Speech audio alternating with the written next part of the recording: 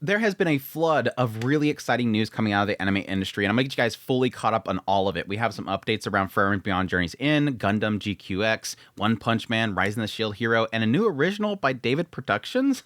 So if you're interested in this news, definitely stay tuned. Let's get the most important news out of the way for most people watching this. Yes, Frieren Beyond Journey's End, the anime adaptation of it, is coming back. We already knew that it's getting a second season. Well, now we have a date, or at least a month to work with here. But yes, they have announced on Twitter that yes, Frieren Beyond Journey's End second season is returning for January of 2026, and I could not be more excited for this show to return. Now, I did have a little pause here when I seen this announcement because I thought that it would need more time to cook. Because yes, just last September, we got the announcement that a second season was greenlit. Now, granted, greenlit announcement doesn't necessarily mean this is when we greenlit it and we're starting production now. It could have started production, several months beforehand, and then they finally announced the actual greenlighting of it. Either way, I'm expecting that hopefully this will have at least a good 2 years to kind of cook, and hopefully it has the same beautiful production quality that the first season had. Either way, I'm signed up for it. I love the first season, and I cannot wait for it to come back in January of 2026. Moving on to the other show that I absolutely adored from last year that I really hope gets another season. Yes, Makeine Too Many Losing Heroines is going to have a stage event. This is going to be happening on April 6th. They're going to be doing a reading of a script that was done by the original author, as well as doing some singing of a cover song. Now, I have been seeing people out there with leaks stating that they are announcing a second season. I am going to wait on that. I'm going to tell everybody that talks to me about it, say no. Don't get your hopes up. Let's just wait for an actual announcement here. But yes, there is leaks happening that saying that this is going to reveal that. But I'm going to hold off on that and just be eagerly waiting something to come out of that event. And hopefully it's a second season announcement because, again, I love this show so freaking much and it deserves it. But either way, super pumped for that. We'll see how it goes. Moving on to the Gundam news. This is kind of interesting. Yes, Amazon Prime, of all platforms, Amazon Prime has announced that it's going to be streaming Mobile Suit Gundam GQX on April 8th. Now, I haven't heard this streaming on any other platform, so I'm wondering if this will possibly be exclusive to the Amazon Prime video platform. But still, it's kind of a question mark there for a lot of people because, yes, every season it seems like Prime gets one show they'll actually stream globally, and it seems like for spring it's going to be Gundam. And I know that's going to be a tipping point for a lot of people because they really love the Gundam franchise, but they don't want to get another subscription somewhere else. But hopefully a Prime account will be enough to actually stream it, and hopefully a lot of people get access to it.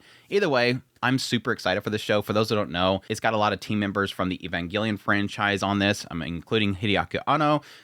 As to if his name's just on there for the sake of selling or if he actually did something with the property, we'll have to wait and see. But I've been super pumped for this. I think the visual style of it's very unique, and I'm super pumped to see how it turns out. Moving on, the manga for Don't Touch Me Kotesashi is getting a TV anime adaptation. The manga centers on Kotesashi, a boy who aims to become a sports doctor. He becomes a massage specialist at a university high school, a school known for its powerhouse sports team. There he provides massage services to unique athlete girls.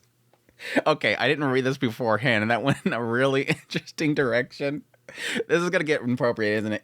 This is gonna be an ecchi. This has gotta be an ecchi. Let me look it up. This has gotta be an ecchi. It's an ecchi. Yep, it's totally an ecchi. Okay, that's happening, so we'll see how that turns out. Moving on from one questionable project to another, Giant Young Lady Manga is getting a TV anime adaptation. This is going to be done by Tatsunoko Productions, and the story centers around Oriko Fujiro, the scion of the ultra-wealthy family who finds herself growing to gigantic proportions. She has received an entire town as a present on her 4th birthday. But one day, a giant invader attacks her town. Her butler, Sebastian. It's always got to be Sebastian. It's always Sebastian. If a family has a child and it's going to be a butler in the future, they just name it Sebastian.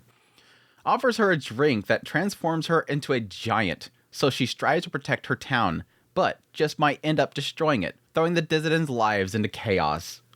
Andrew's never going to skip out on that giant's loving allegations that everybody gives me. But I don't know, that sounds funny. We'll check out that series when it comes out. For our next bit of news, the Jack of all trades was kicked out of the hero's party. Yay, another kicked out of the hero's party story. Yeah, and he's probably overpowered, isn't he? And then he'll probably be confronted by those people later on because they can't live without him anymore. Anyways, it's going to be animated by Animation Studio 42. The 42nd one, not the 41st. The fantasy story centers on Oron, a swordsman, who changed the mage class for the sake of the hero's party that he belonged to. He even developed a unique style of magic to support the party. But Oliver, Oron's childhood friend and the leader of the party, kicked Oron out of the party due to lack of ability. His party members mocked him for being a jack of all trades but master of none, and the party already found its successor. Disappointed, he parts ways with the party and begins solo activities as an explorer. Oron's fate changes drastically with new encounters, and in order to protect those who become important to him, he aims to take his jack-of-all-trades skills to become the ultimate all-rounder, and gets a harem. And then eventually gets confronted by the old party because they can't function without him.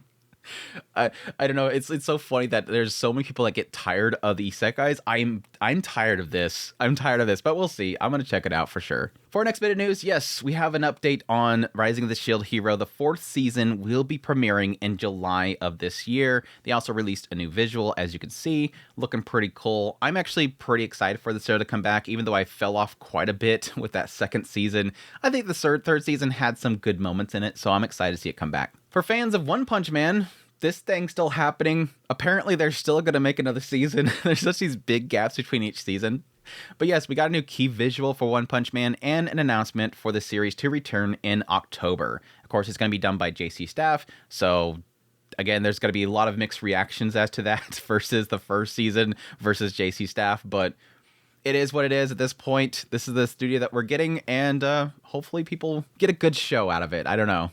Moving on, for fans of Grand Blue Dreaming, the 2nd season has gotten a new visual as well as a July 7th premiere for it. It's going to be done by Zero G at the studio that's going to be returning for it. But yeah, for fans of that, I never finished the first season. The comedy just did not work for me, but I know there's a lot of people that absolutely love the series, so really excited for you guys. More adaptation news. We have a TV anime adaptation coming for A Tale of the Secret Saint light novel. Fia always dreamed of becoming a knight, born into a family of knights. She is the least talented amongst them, but she still clutches to her hope and trains with everything she has. When the day comes for her to slay a small demon and prove her worth, she ends up face to face with a dragon instead. Oops. A deadly injury makes her life flash before her eyes, and she suddenly remembers her former life, when she was a powerful saint in a bygone era who defeated the Demon King. That life ended in pain because of who she was, making her fear even becoming a saint again. Now that the magic from her previous life has been rekindled, she may become a more powerful knight than she ever dreamed, if only she could survive long enough. That's actually an interesting little concept there. It is technically a rebirth method, but at least they're kind of taking it from a different angle, so definitely be checking that one out. Moving on to the David production news, yes, they announced they're going to be doing their first original anime called Onmyou Kaiten Reverse. This is set to premiere in July, so they just announced it, and they're already ready for it to come out, apparently. A trailer, staff, and visual was released for it. The director and original creator was listed as Hideya Takahashi, who of course directed Urusei Yatsura, Strike Witches, Keijo, and JoJo's Part 5. The synopsis is Takeru is a lone wolf delinquent who spends his day getting into fights, avoiding friendships, and being captivated by a mysterious girl named Tsukimiya, someone he's only ever seen in his dreams. One day, a sudden accident sends him tumbling off a cliff. When he regains consciousness, he finds himself in dingy Heian-kyo, a futuristic version of the ancient capital, where advanced technology and mysticism coexist. This world is under the protection of a legendary Onmyoji, Abe no Seimei, and to Takeru's shock, Tsukimiya is real and living in this very place. Just as he begins to revel in this fated encounter, a deadly black mist known as Yamikoro descends, bringing forth a monstrous being called Oni. In the chaos, both he and Tsukimiya is killed, only for Takeru to awaken once again. In Denji Hainko, realizing that he has somehow slipped through time, Takeru resolves to defy fate. To protect Tsukimiya from her doomed future, he turns to Abe no Seimei to train in the art of Onmyuji Jutsu. Now as a user himself, he must fight to rewrite destiny and uncover the truth behind this strange new world. That's actually interesting. I checked out the trailer they released for it. I will say I like the style of it. It's actually kind of capturing a more kind of retro style, but kind of bringing it more modern. It's kind of typical to what David Production is currently doing with a lot of that older style of anime, kind of bringing it more modernized. But that CGI is bad. I'm sorry.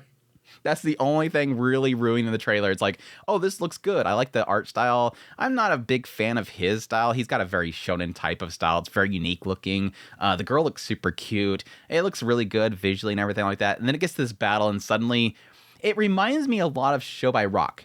For those that actually watched the first season of Show by Rock, it was like a show with like cute characters and all that kind of stuff, and the visual style was great. And then they get to the battling point, and suddenly everything turns CGI, and it's just it doesn't look good. Now, they do kind of do a very artistic look to the CGI for his character when he gets all, like, you know, revved up. It kind of has that whole sketching lines around the edges and everything, but we'll see. Hopefully the finished product, once it's actually streaming, hopefully it looks a lot better, but that's the only hang up that I have. But either way, I'm excited for it. I always get pumped for new originals, so hopefully this one turns out good.